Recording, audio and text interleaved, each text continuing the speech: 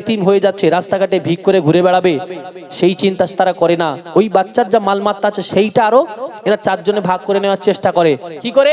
বাপ বুড়ো হয়ে গেছে, টুক করে গিয়ে কাজী অফিস গিয়ে টিপ সই করে লিখে নেয়। এমনটা করবেন না। এই বিষয়টা, এতিমের মাল ভক্ষণ করলে কি হবে কিয়ামতের দিন, সেই দিন খবর পাবেন। শেষ কথায় লিখছেন, শুনুন।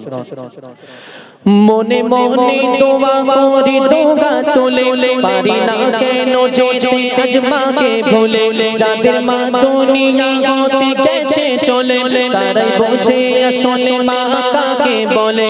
খোদা রেখো সুখে যেথায় আছে মোর মা, খোদা রেখো সুখে যেথায় আছে মোর মা, মা গো মা।